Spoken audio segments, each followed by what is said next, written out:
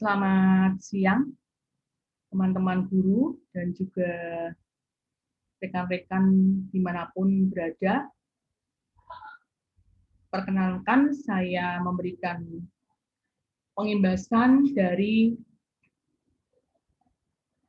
program guru belajar seri PKH, Keterampilan Hidup.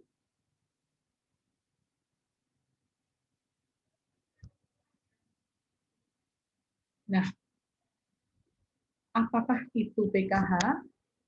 PKH merupakan pendidikan keterampilan hidup, merupakan program pembelajaran yang dirancang bagi para guru SMP dan SMA di Indonesia dengan tujuan agar guru dapat mendukung peserta didik dalam mengembangkan keterampilan abad ke-21, yaitu seperti pemecahan masalah, kreativitas, dan komunikasi, dan agar mereka memperoleh pengetahuan komprehensif tentang berbagai topik penting seperti kesetaraan gender, keamanan menggunakan internet, dan perundungan atau bullying. Metode yang digunakan dalam sesi-sesi pembelajaran PKH sangat bervariasi, termasuk permainan, diskusi, penilaian diri atau role play, drama, studi kasus, pekerjaan rumah, pemetaan pemikiran, tugas, proyek, dan presentasi. Nah, apa saja kegiatan yang ada di PKH? Kegiatan yang pertama itu dibagi menjadi 3 tahap. Yang pertama, orientasi dan e-learning.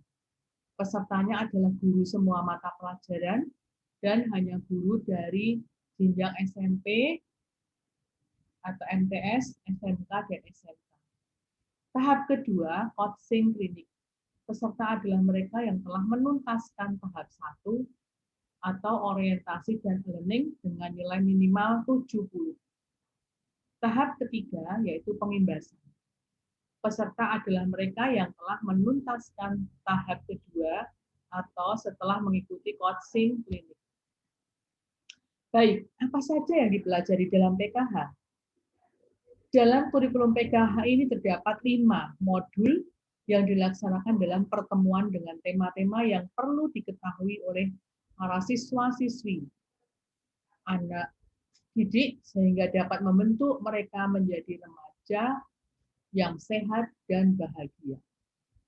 Dalam setiap pertemuan tersebut, Anda diharapkan mampu memfasilitasi siswa-siswi Anda dalam menggunakan keterampilan hidup untuk menghadapi tantangan kehidupan sehari-hari, seperti menjalin hubungan sosial, menyelesaikan masalah, mengelola resiko, membuat keputusan, dan bekerja sama dengan orang lain. Nah, modul 1 itu mengenal diri sendiri. Ya, ada 5 pertemuan. Yang pertama pengantar modul, yang kedua identitas saya, yang ketiga mengekspresikan perasaan, 4 pengantar menjalani pubertas, pertemuan kelima kepercayaan diri terhadap tubuh. Baik, saya lanjutkan. Modul 2 membentuk kebiasaan sehat. Pertemuan ke-6 pengantar modul 2, pertemuan ke-6 kebersihan diri bagian 1, pertemuan ke-6 juga kebersihan diri bagian 2, pertemuan ke-7 olahraga dan gizi, pertemuan 8 merokok, alkohol, dan obat-obatan, pertemuan 9 internet dan media sosial. Modul 3 mengembangkan hubungan yang saling menghormati. Pertemuan 10 pengantar modul 3. Pertemuan 10 berteman bagian 1. Pertemuan 2 cinta bagian 2. Pertemuan 11 kesehatan reproduksi bagian 1.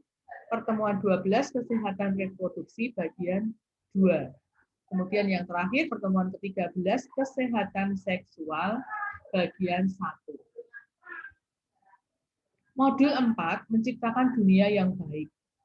Pertemuan 14 pengantar modul 4. Pertemuan 14 hak asasi manusia atau HAM. Pertemuan 15 kesetaraan gender. Pertemuan 16 perdamaian dan konflik.